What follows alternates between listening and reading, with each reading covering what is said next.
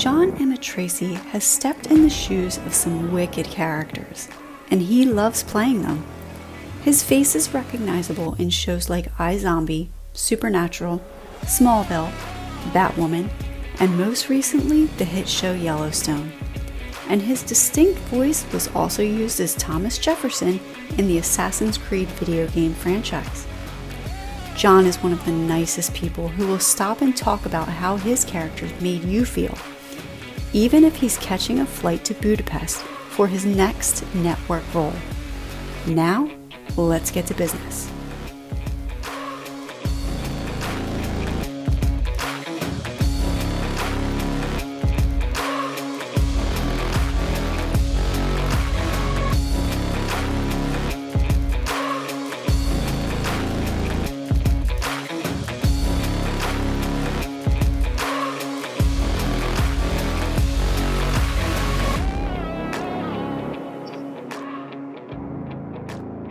Hello, everyone. I am your host, Tatiana Ryan, and today I have with me someone who is so awesome. Like, you've seen him on big stages to big screens through the imagination of cinematic geniuses like Steven Spielberg. He's played your favorite villains in shows from Hallmark to CW like iZombie, Smallville, Supernatural, and Batwoman.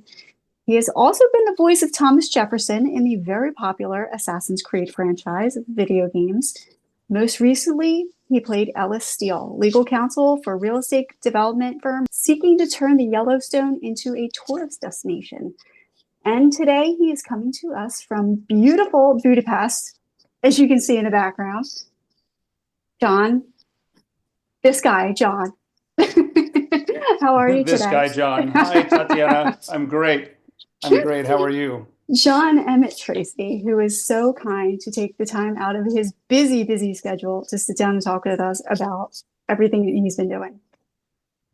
Well, I'm glad to be here, and I'm excited to talk to you, and I appreciate you being flexible around. I had to travel at the last moment, so we pushed this by a couple of days. So thanks for doing that. No, that is absolutely a-okay. And like the intro, you've just done so many things, and you have been so many people's favorite villains in every kind of show. Well, thank you for saying that. Some people love villains and some don't. I just somebody just recognized me in the airport, but they didn't know from where. They said, I know you. And whenever someone says it to me, I think we went to school together or something. I go, oh, did you? And I start trying to run through, and then they went, oh, wait a minute. And then you can sort of see their face shift. They go, oh, you, and then so I don't know if I'm everybody's favorite villain, but I'll appreciate and take that from you. So thanks. Well, you're also like the nicest person walking the face of this earth too. Oh, wow. So thank you. On camera, you're a villain, but off camera, you're completely different. Well, thank you. That's nice to hear. Yeah, I feel like with villain, I don't know. I think all of us, we're sort of fascinated with villains because they're sides of us that we don't ever really explore or see, and I think also villains, I don't know. I think villains are unpredictable, whereas maybe heroes are a little more predictable. You know what I mean? So I think the range of what you get to do tends to be a little bit, I don't know, at least in my experience, it tends to be a little bit wider than, I think if you're playing the hero, you got to appeal to everybody. And if you're the villain, you sort of, as we just said, appeal to the people who appreciate villains. Well, as a child, you started very, very young. You and your sister had a little bit of a business sense to start telling stories and acting out plays by yourself. Yeah. And for a while it was by ourselves because we couldn't get anybody to come see them. But it started, I don't know, like anybody when you're kids, it was fun, but I just sort of knew that the more I did that, the happier I was, and the more I wanted to be part of, I don't know. I think everybody, the grown-ups I was lucky enough to be raised by, my parents and aunts and uncles, they were all great storytellers. So I think the whole idea of Once Upon a Time really got into me at an early age, and I just wanted to be part of telling stories like that. So I just kind of knew. I just kind of knew early, and we did start a little thing in our basement, and it started with us forcing our relatives to sit and watch us. But yeah, for me, it just kept going, and I'm still forcing people to watch me. Make my kids sit down and watch. Actually, my kids haven't watched a lot of what I've done, but I was gonna I've been, say a lot of what you've done lately is yeah, yeah, no, they haven't watched a lot of what I've done, but they've seen some. They've seen some, and I don't know. I think it kind of takes them out of it. Like if their dad wanders on screen, it's a bit odd for them. They're like, it's hard to get lost. When my daughter was little, she would watch BFG, the Steven Spielberg film, and I'm Mhm. not in it that much. A lot of what we did in those scenes ended up getting cut, but I show up a few times and I have a couple of lines, and when she'd see me, she'd kind of it just kind of threw her off. It threw her out of the movie. It wasn't like a neat thing for her. She'd go, "Dad, what are you?" It was just disconcerting, I think, for her to have me in there. Now, do you like watching yourself too? I mean, a lot of people don't.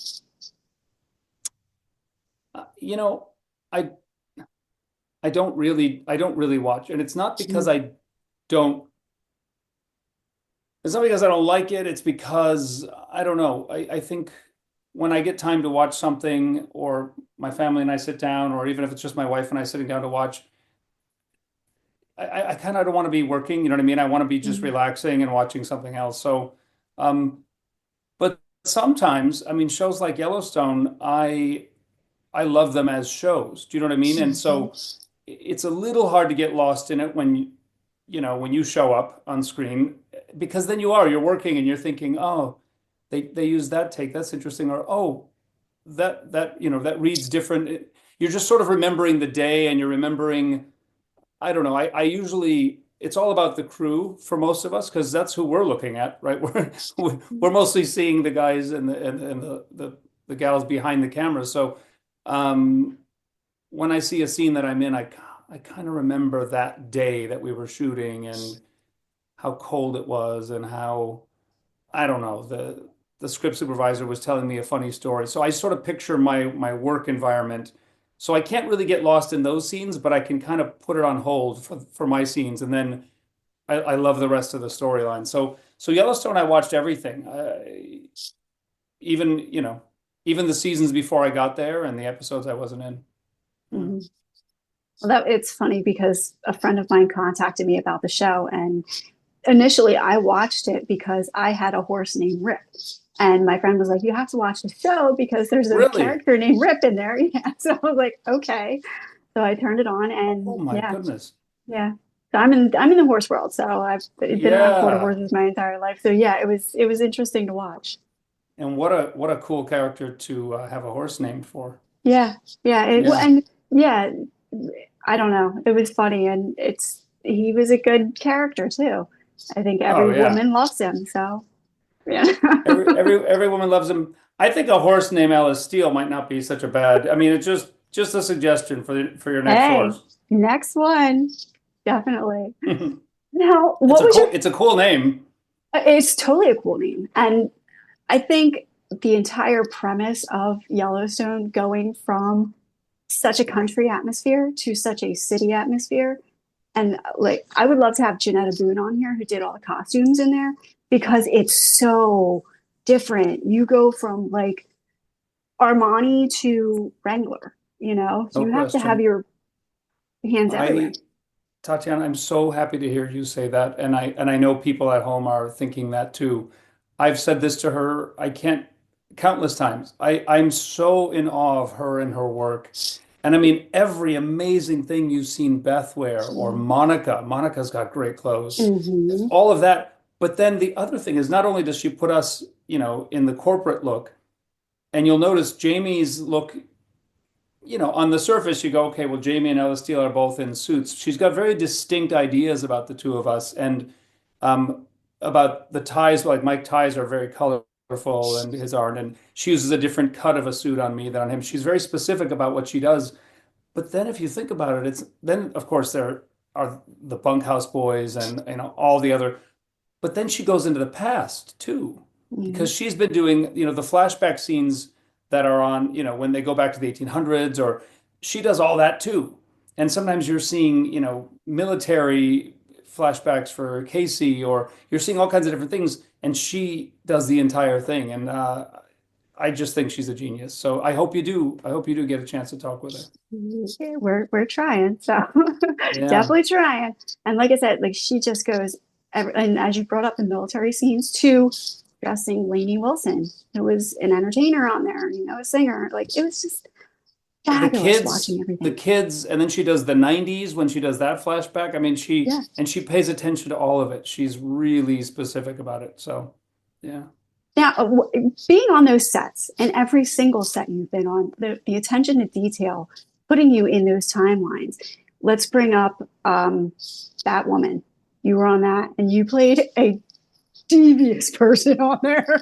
Let me tell you, he Fair was, enough. yeah, he was interesting, and Yeah. being in some of those scenes with that, like to take you into that, and does that get you like in the right frame of mind to play your part?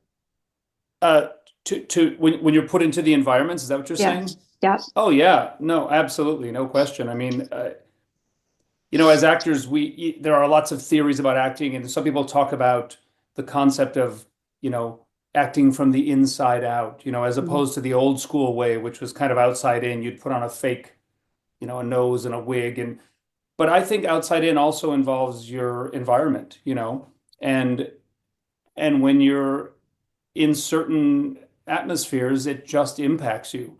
And mm. I did a movie not too long ago that took place in the 1940s in Germany, and it hasn't come out yet. But those the sets and everything were so realistic. It's much easier than to put yourself in the place. Or you mentioned Steven Spielberg earlier, and I talked about the BFG. I mean, they had a full-size recreation of a section of Buckingham Palace, and it was the carpet was the exact carpet and the wallpaper were the exact wallpaper, and it was, there were corgis running around, and it was like it was an absolute, you felt like you were there. It's quite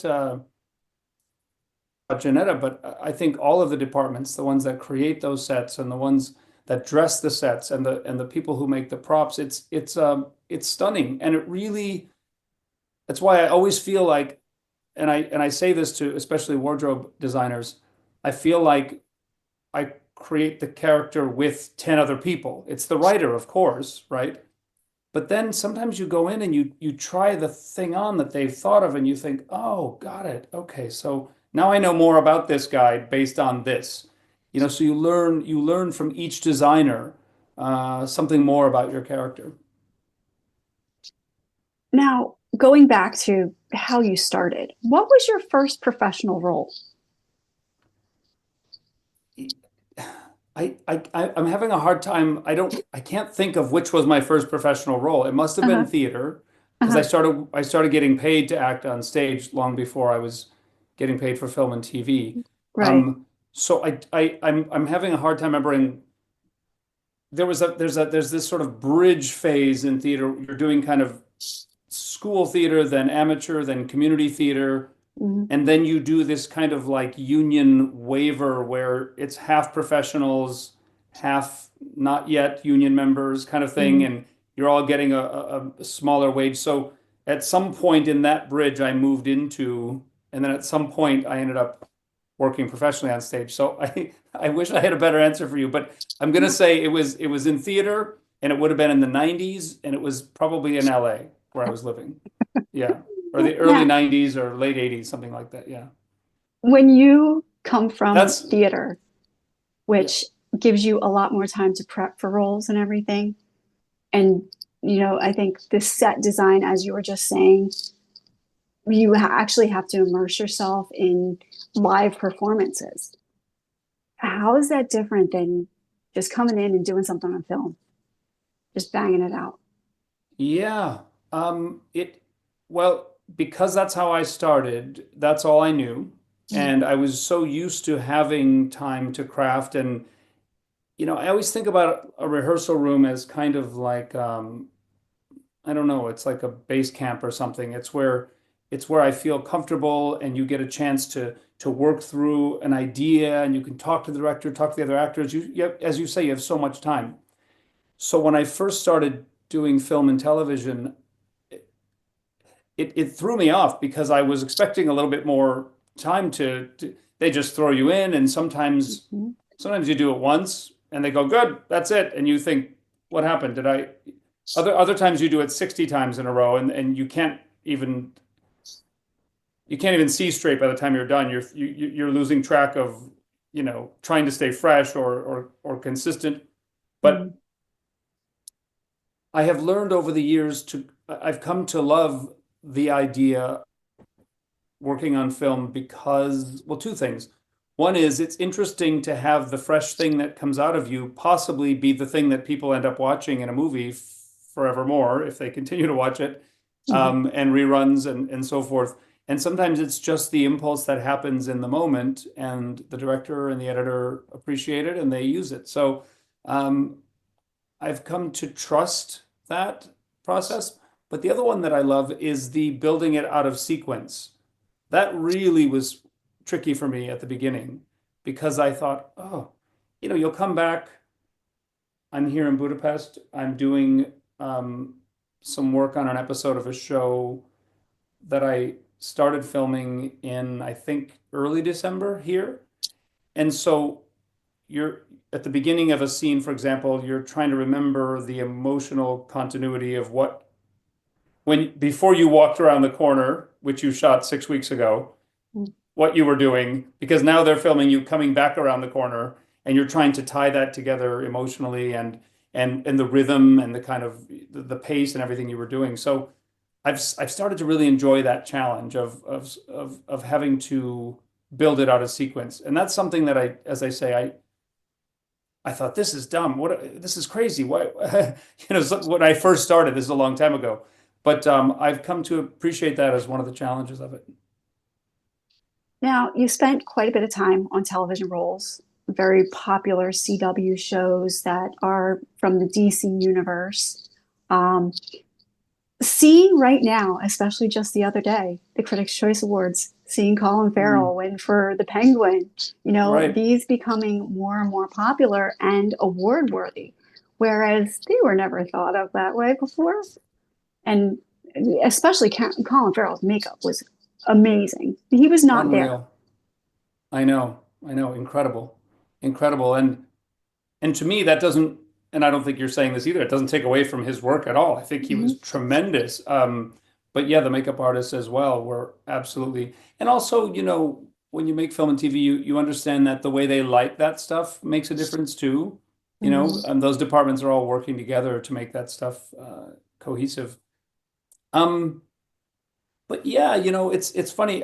In a lot of ways, we probably have the Marvel universe to thank for bringing it all back to the mainstream. I know when I was a kid, there was a lot of mainstream stuff happening around comic book storylines, but you're right, they weren't considered award winning categories usually. But I think Marvel has brought it deep into the mainstream, and I think DC is doing some amazing work.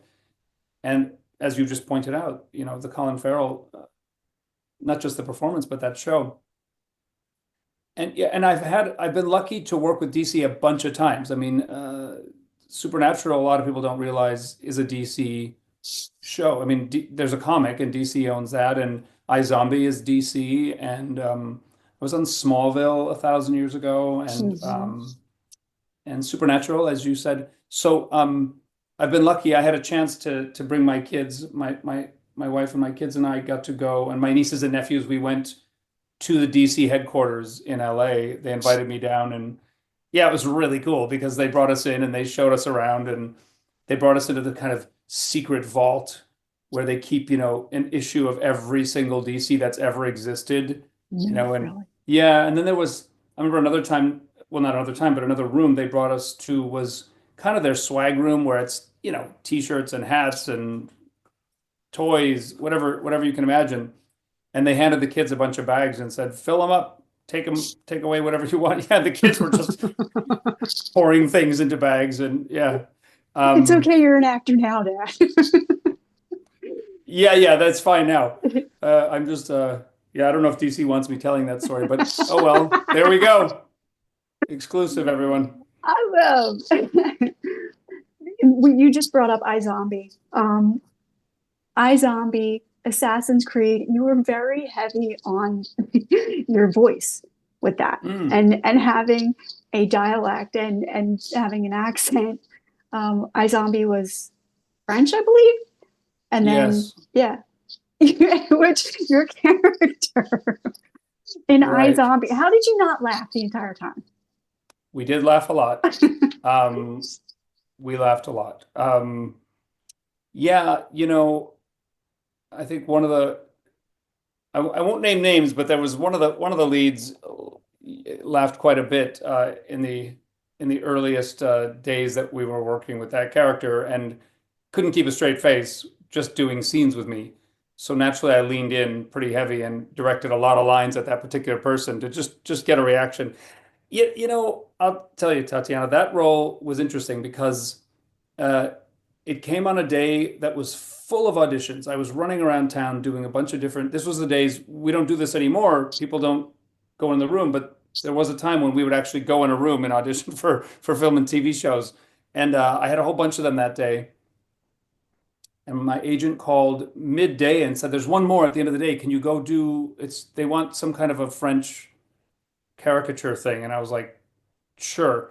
And I sort of remember having the paper on the steering wheel. Don't do this at home, kids. And kind of like driving and glancing down at stoplights and trying to pick up what I could of these lines. And I had never at that point done a French accent, hadn't even really thought about it. But, they said they said make it a caricature. They talked about a cross between Clouseau, Inspector Clouseau, and who did Sacha Baron Cohen play? And Oh gosh. it's escaping me, but it was a Talladega Nights. It was some sort Yeah. of a French, and Mhm. they said cross those two and then make it more ridiculous. It was something like that the casting notice said. So I just went in and just made, just kind of was.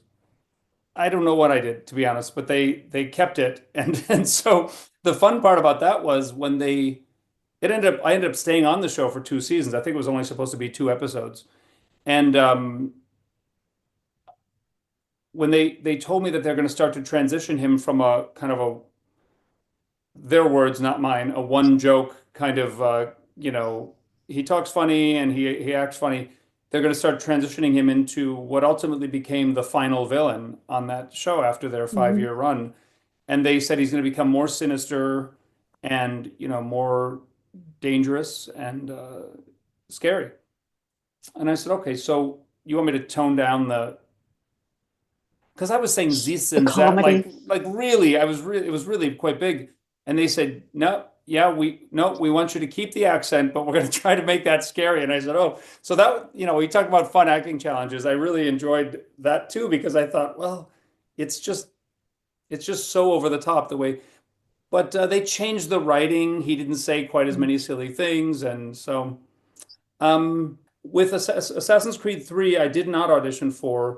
I just got a call that I was going to be playing Thomas Jefferson, and they flew me to Montreal to do that. And the whole time, kept thinking it's going to be a mistake. Like I'm going to get there, and they're going to. I think they're thinking of somebody else because I didn't know this director. I didn't know anything. But they told me when I got there that the director had seen me in a film, and I never learned which film, and said that's the voice we want for Thomas Jefferson. So, and what was interesting is we don't really know what Thomas Jefferson sounded like. Right. There's no record.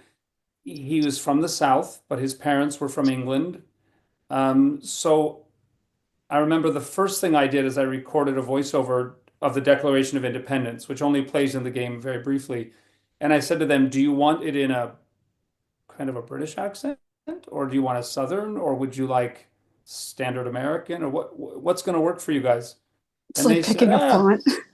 yeah, it's right. That's right.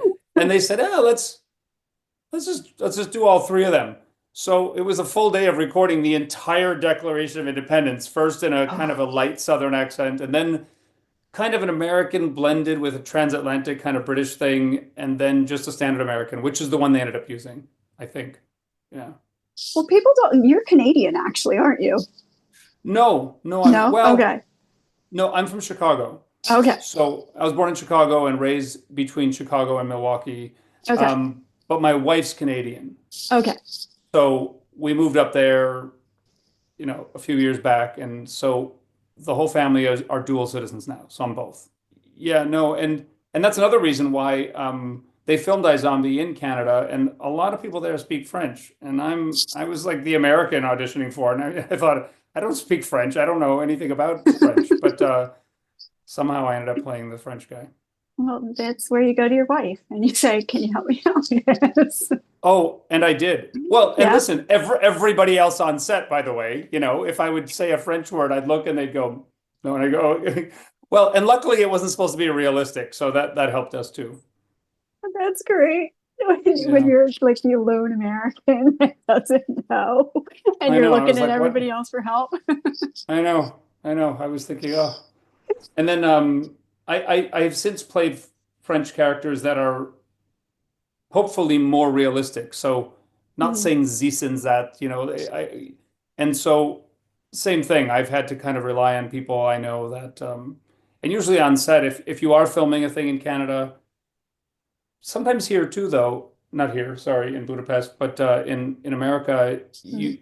there will be somebody who can lend an ear, and some shows will actually have a person on set designated to help with the language. So the film I did that I just mentioned that takes place in Germany, all my dialogue was in German and a little bit of Latin and Italian, none of which Wow. I speak, Tatiana. So I had to memorize it all phonetically. I studied German in school for a little while, but Mhm. I memorized it all phonetically. And then luckily there was a German speaker on set who could sort of yell at me, if I messed up his language. So.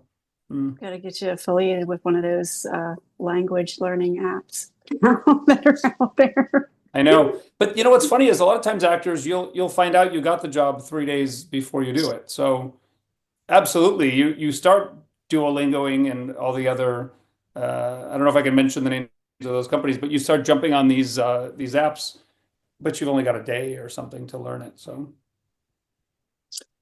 Now, there's another project, a huge one that you were a part of, the Twilight series. You oh did, right. yeah, you with Stephanie Meyer did a project for female filmmakers to expand on characters from the Twilight series. And Hmm. you played John Edgar Brandon, the father of Mary Ellis Brandon, who was Alice Cullen, played by Ashley Greene, who did a phenomenal job in Twilight. Paloma Kwiatkowski, am I Hmm. saying that right? Right. Yes, I think Played so. Mary Alice Brandon, but you played her father. How was it to go into the Twilight series itself and play something from that, and then go into Yellowstone, which a lot of the actors are affiliated with Twilight also in there? You're right. You're right. Wow, Tatiana does her I knew homework, it. everybody, viewers. That's amazing. Um, how was it? Well, I've been really fortunate to luck into these amazing projects, having not previously known them. So I didn't Mm, know Yellowstone season one and season two, if I'm being mm, honest, because we had just moved to Canada and it wasn't available up there. You couldn't watch okay. it. And so I remember calling my mother and telling her, she was saying, "Oh, what's this next job?" And I said, "I'm going to Montana for this Western, kind of a modern Western thing." And her voice got gravely serious, and she said, "Yellowstone." Like she got. I said, "Yeah, oh yeah, you know it." She said, "Oh," screaming, calling the family, telling people, "John's gonna be on Yellowstone." And I was like, "Oh, I better look this up." Mm, And so I started watch. I found a way to get it, and I started watching it. And same thing with Twilight. When I was cast as that, I hadn't seen any of the films, mhm, so we started watching them leading up to it, and was blown away by the franchise. And I of course I knew about it. It was everywhere. I just hadn't seen the films. mhm. But those were exciting that was an exciting project to do because what they were for your viewers, they were offshoot uh, short films that were created to flesh out characters that you knew from the books and films. But they were cast in the cast was chosen not just by the filmmakers, but approved by Stephanie Myers, and a few other people that you might know from that franchise. And it was they were designed to give upcoming filmmakers an opportunity to make something. And in fact, the one that I was in ended up winning I don't know what it was, but it was the winning entry Mhm. into this franchise expansion. So yeah, it was great. And I was told that those characters were made into the canon, and so I think my character has been mentioned since in the books, or possibly was referenced in the books before I played him. I'm not sure.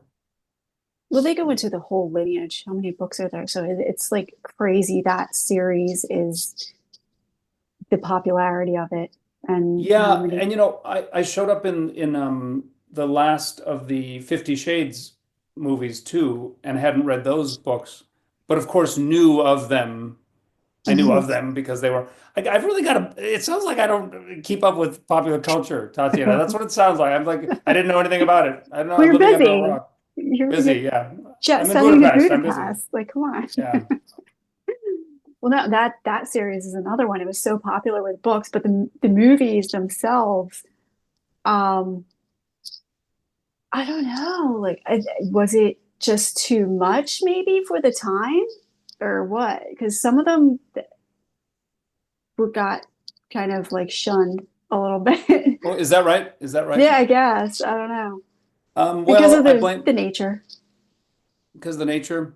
I guess. I don't I blame myself. I think when I know. showed up, the film No, got it's not shunned. you. I think that's probably what it was. Some shunning. No, Um, and I think wasn't I might get this wrong. Wasn't Luke from Yellowstone in one of them too? I think he was in the same one I was in. probably. Yeah, I have to go back and watch them because I don't. I saw the first one, but I didn't see the second one. So, right. but they were steamy. So, and a lot of people kind of were like, what is this? And that's like a big question right now. How far is far? Like Yeah, what should the context be? yeah. But Well, when I got, there's a tie-in with Yellowstone. When I got the part in 50 Shades, I said my agent called to say I got a part in 50 Shades Freed. mhm. And I was like, okay, steamy scene, naturally. And she said, no, you're a banker. And I went, oh, okay. And then Yellowstone, I was like, probably a cowboy. Is that what I'm playing? And she laughed at me. She said, no, you're playing a lawyer from New York. You were talking earlier about Janetta's work, and I think it was so symbolic that first scene where you saw Ellis Steele and his team come up over the hill in suits, looking so out of place. Wasn't that interesting? Mhm. It's one of That my was the favorite scene. shots. I saw you and I started following you on social media. Oh, Yeah, wonderful. that's how Thank it happened. I you're was like, you're I got like to find out who these people are. who's this guy wandering over the hill? Going from, like you just said, 50 Shades to Yellowstone, character you played in Batwoman blew me away with what you had to Diabolical, do. yeah. Yeah, Yeah.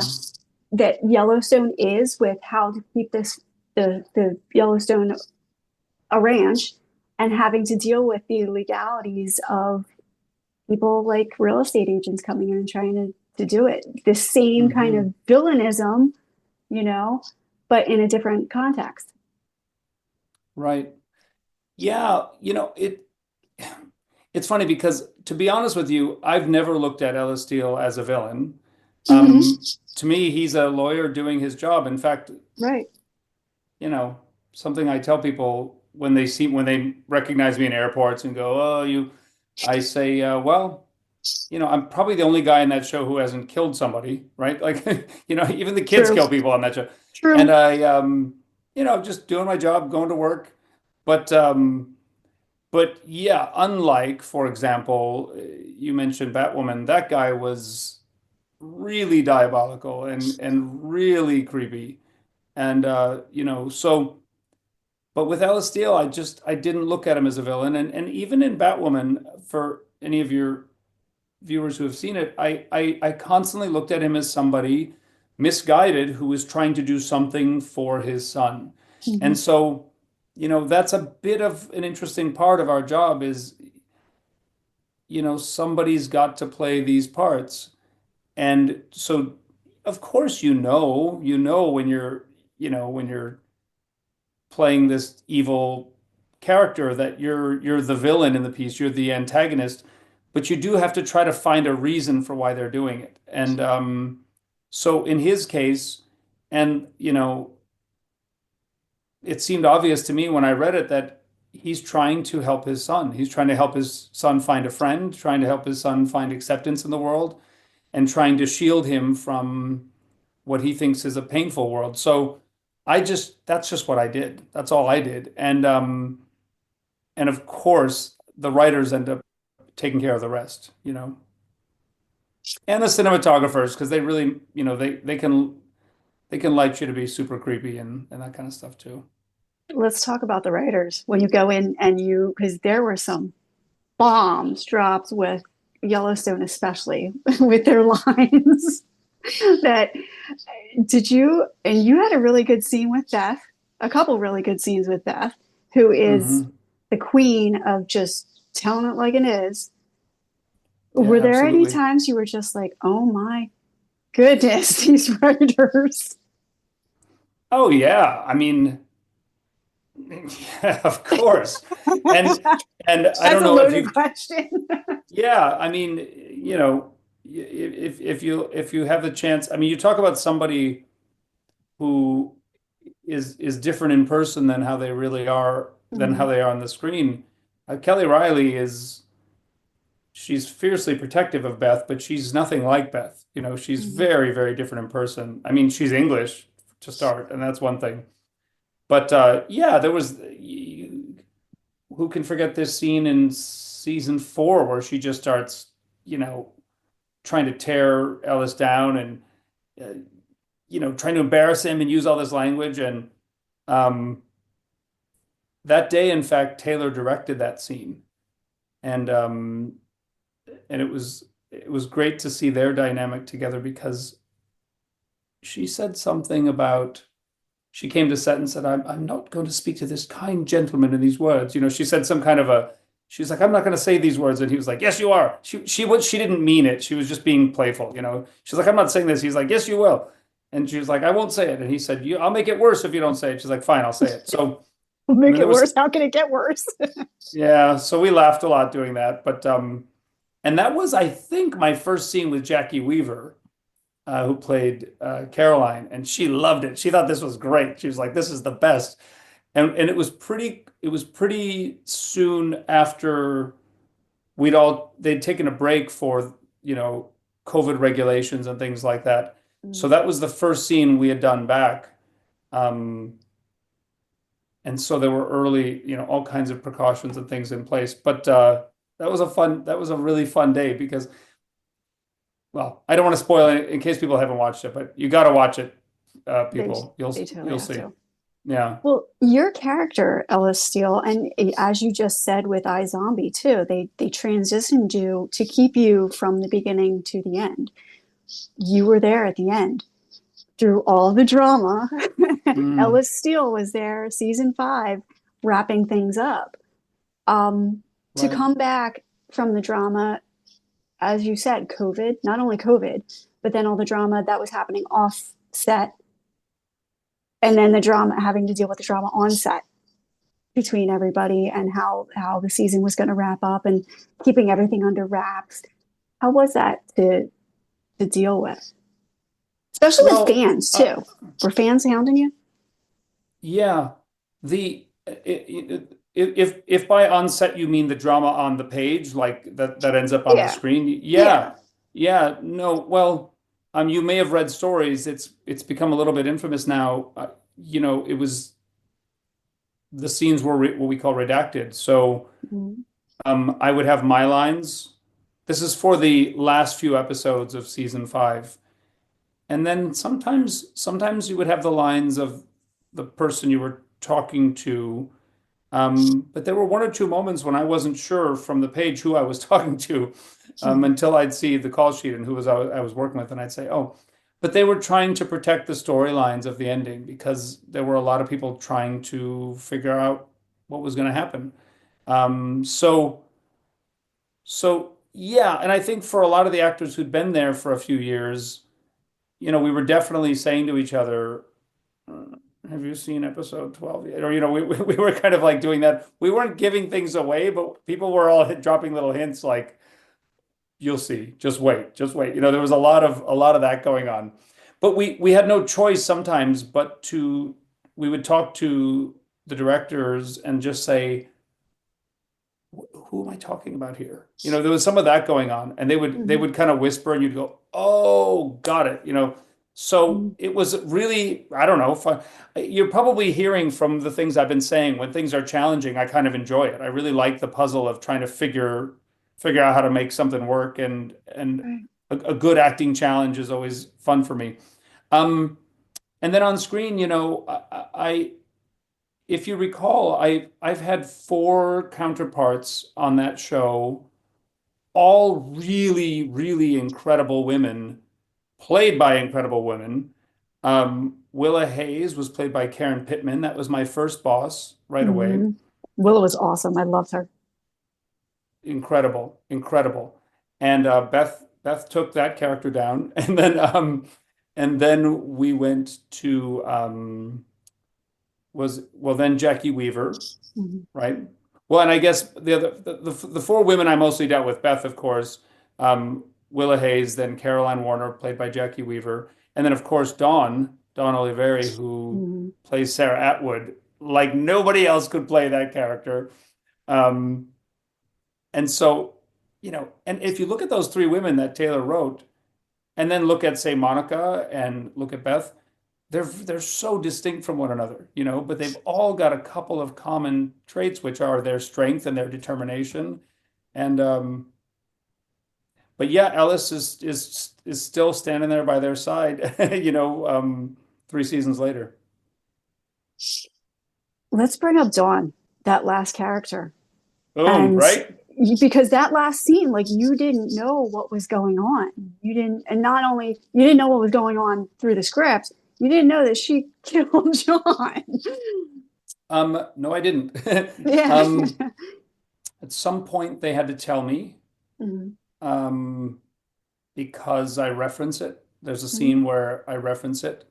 So sometimes they'd tell you on the day, on that morning when you were working, and you'd say, "Oh." Other times you'd hear a little whisper or something. So, um, well, I mean, you know, if you recall, Jackie Weaver's character, Caroline, says to my character, there's a moment when we're watching the inauguration announcement, I guess. Mhm. Or was it the inauguration itself? I can't remember. And Caroline throws her glass against the wall or the Mhm. window. And I call her attention to Jamie and I go, look at this guy. What's going on with him? Why isn't he happy? Mhm. There's something going on there. There's a weakness there, is what I was insinuating. And she says, get Sarah Atwood on the phone. And I say to her, are you sure? So I think I'm Mhm. clearly aware that we're calling in, Right. a top secret agent or something who is going to maybe work outside the boundaries a little bit. I Mhm. say, you sure? And she says, yeah. And then a little while later, when Caroline gets recalled back to New York, um, she says to my character, um, the gloves are off, turn Sarah loose, let her do what she wants. So Mhm. Ellis couldn't, he couldn't be so naive that he didn't know something was going on outside the boundaries. And there was the only kind of shady thing that Ellis did in the entire thing was there was one moment when he pretends to be furious with Jamie and he throws a little tantrum. Mhm. And then you find out later it was an act because Sarah says to him, "Oh, good job acting outraged or whatever." And I go, "Thanks." So that was Mhm. kind of the only slightly underhanded thing he'd done. But he must know that she's up to something because she's the sort of secret weapon that we call in. But having a character killed, no, I don't think Ellis knew about that. Yeah, that was the tough part to and then hear what she had done. And the fan base itself just like going absolutely insane because they loved Kevin Costner so much. And they I loved John know. Dutton, you But know. I've gotten to see, I've gotten to spend obviously on set with her, but I saw Dawn not too long ago in New York when we did the premiere, and I've seen her a couple times in Texas when we've done some parties and stuff down there with the cast, and people love her too. You talk about people loving villains. I mean, Oh, I know people hate the character, but they can't wait to meet Dawn. They love her when they meet her. She's she was amazing. so juicy. It was like you knew something was coming when she came on. Yeah, she's a very fearless actor, and I mean that in the best possible way. She will follow the impulse in the scene and make it real. And I just think she's amazing to work with. And then she's one of those great actors where you watch the episode later, and you think, oh, there are a couple little nuances there that I hadn't even really picked up on the day because maybe she turned away from me when she said it or something. And so you're picking up on all kinds of little extra things she's doing. I think she's awesome. Working with such great talents like Jackie Weaver, like Dawn, like Kelly Riley, and everybody that you've had the chance to work with. How is it working with them face to face and feeding off of them, like you had just said, getting that energy of the scene? Yeah. I it's exactly why I do the job I do is to Mm-hmm. collaborate. That's my whole thing is I love the creative collaboration process. And there are times you work with an actor when they're not really into that and they just want to say it and leave, and that's fine. But a lot of times and I would say most times actors really want to get in and dig in and have fun with these scenes and play. And so the most fun is to work opposite an amazing actor and to throw the ball back and forth and to come up with things that are spontaneous as you're doing them. So with the actors you mentioned, they're the best. They're just absolutely the best, and you're never quite sure what's coming, and that's the best way to work. If you don't know exactly what you're gonna be faced with, because then you can react honestly, in the moment. Who has been your favorite character to play in your 95 acting credits? I thought you were gonna say in your 95 years on Earth. I was gonna say thank you, Tatiana. Yeah, come on. It's only 85 though. It's only 85 Um, um, that's so hard. That's a really difficult question. because you've been able to play so many good ones. I've been really lucky to play a lot of them. It's such a cliche to say this. It's always the one you're working on at the moment, which is an answer I don't like when I hear people give it, like some musician that you love and they go, "What's your favorite song?" And they go, "The new album is my favorite." And you're like, "Yeah, right." You Mhm. know, what about my favorite song? Um, honestly, it would probably have been something I did on stage because of the fact that I get to spend 9 months playing a character and I get to really spend time with it. But it's hard to beat Ellis Steele because I did it for 3 years, and I think the main reason I do this is to collaborate, and I don't just mean collaborate with other actors, but I've mentioned the crew a lot, the designers. That means a lot to me. But it's kind of a collaboration with the audience too. And so in theater, you get that live in the moment. And on TV, you get it in airports, in places like that where people tell Mhm. you how they feel about the show. And that's always fun. So, you know, I would say the roles that have reached the most people have created the greatest sense of collaboration for me. So it would have to be something like Ellis Steele that so many people have seen and that they recognize me for. Whether or not they like him, that's another question. A lot of people don't like him, which I always, you know, nobody wrote down for me, your job is to make people not like this guy, but I kind of knew that was the script. Like that was the job that I was given you're not supposed to love this guy. Mhm. And it's probably the one that has reached the most people. So I'll go with that one. Are you ever going to be the sappy Hallmark heartthrob? No, I can almost assure that That's at that's 90 blatant. at 95 years old, they don't come calling for that. I have been on that network a bunch of times, and Mhm. generally as the villain. I had a journalist ask me once why I always the villain. And I said, I think I must have an evil face. I have no idea why, but it's just something about the face of the person that you see, and you think, oh, I don't like this guy, but I don't even know why yet. Um, no, I've been on that network. Listen, I think the women and men who play leads on that on that genre, it's not an easy job. It might look easy, but that's because they're making it look easy. Um, it is, as I said, when you play a lead, see, with villains, you're allowed to be really specific, moment to moment with different things.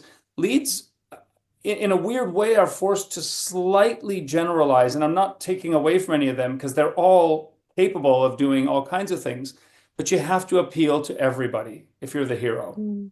And so you can't go too quirky, right? You can't get too weird. I mean, depending on the style of the piece. And so a lot of times they find themselves having to sort of play right down the middle and wishing they could get a little weird, or something. Some genres allow you to, but it's a really interesting juggling act to try to please everyone and make everyone like you. So I have Mm. played some leads. I've played some nice people in my 95 years. I have, but generally I find them less satisfying because because of what I said. You're generalizing sounds like I'm being dismissive of it. I'm not. It's you can't take as many risks. Let's say that. Mm. And you like risks, obviously. That's a good thing. Challenges. Yeah, I like challenges. Mhm.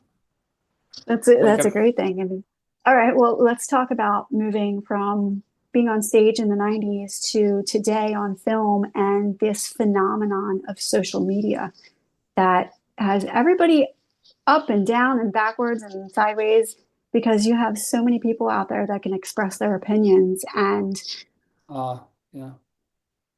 as you saw with Yellowstone, so many people were out there talking about, what's going on, and they hated certain people and they hated that, John Dutton was no longer on the show. And Yeah. how do you feel about being able to have that thrown right in your face? I guess it's thrown in your face if you spend time with it, and I guess I don't spend that much time with it to have it thrown in my face. But you're kind of aware of it, even if you don't spend a lot of time scrolling, and reading comments, you're just kind of aware. Um, it's no surprise to me that people were going to miss John Dutton and miss Kevin Costner, right? He did an amazing job. He and Taylor created that character, and uh, to me, you get two people as talented as that creating a character, and again, along with all the designers like Janetta, and there's no way it's not going to be iconic, right? To me, John Dutton has become an iconic character, and everybody misses that character, right? I miss the character, and I'm sure everybody who loves the show misses that character. So um, it's I don't have to read social media to realize people aren't going to be happy about that. But I think the bigger question is an interesting one. It's there was a time when you could exist on television, and if it's not getting canceled, it must be doing all right, and you don't really know unless you bump into a viewer or a fan that watches it. Whereas now, it's pretty easy to tell what people think about it. I think I've been on shows where writers won't engage with that. They don't want to read what's going on because they don't want it to influence them. And I've been on shows, I don't think I should name them, but I've been on shows where I know that they look at it and they feel like it's a benefit to them to know how if they're serving their audience, you know. There was a flip side of it too. Not only the dislike of Kevin Costner not being there, but in the last season, Taylor Sheridan brought on a very famous model to portray a character with him. And then he ended up getting the hate from the social media Oh, is that right? because of his character. Oh yeah, it was So, great. so I didn't know about this one. Yeah, Yeah. so he had a certain supermodel on there, and she did a fabulous job. I thought her character was great, and she Yeah. portrayed some Yeah, I saw that. I cowgirls, thought she was great. some Yeah. buckle bunnies, the way that we call them, and she portrayed her great. But then Taylor Sheridan started getting hate because of his character. Oh, no kidding. Yeah, it was so funny. Yeah, I don't know. I'm certain there is a lot of, Ellis Steele hate or Enzo for my zombie hate or whatever. I'm sure there is because as I said, well, first of all, the characters I play, they're designed for that. But also, you pointed out, it's people can put an opinion up now, and that's fine. I think it's free speech, and that's what it's all about. And so they're allowed to say what they like and don't like. And is I think as long as enough people are getting something from it and enjoying themselves because of it, I said earlier, to be part of a show that has reached that many people. I think early when you in our conversation here today, I was saying I wanted to be part of Once Upon a Time because of how it affected me and how much it has always meant to me to immerse myself in stories as a one who absorbs them or listens to them or reads or views a TV show with a great story. So to be part of a show like Yellowstone that has impacted so many people makes me very I feel very lucky, but it makes me very proud too. And so if coming with that is the fact that people talk about it online one way or the other, that's okay. That's fine. Right now, you're in Budapest on a new project. Can we get like a little hint? You know, I was wondering if you were going to ask that, and so I tried to find out if I'm allowed to say, and I haven't really heard back yet if I'm allowed to say. So Ah, here's what I can say. okay. It's a network show. Okay. So, and I think it's actually even the work we're doing here this week, I think it's going to be on TV real quick. It's going to be on within the next 2 or 3 weeks. So those Ooh. are those are a little bit of hints there. I can't, but I don't know if I'm allowed to say the show yet, but people Well, will don't know zip it. very Don't say soon. it. We'll Yeah. keep an eye out and Yeah. tweet you and say Yeah, tweet me. That's good. And say hateful things about my character. Did you hate my character? Yeah, I tried. Instead of telling you the show, I tried just giving you a little view of Budapest here. So I don't know. Maybe the light is fading here. I can't tell if Oh you can my still see it. goodness. John, I thank you so much for being with me, but I have taken up an hour of your time already. So I need to let you get Well, back to work.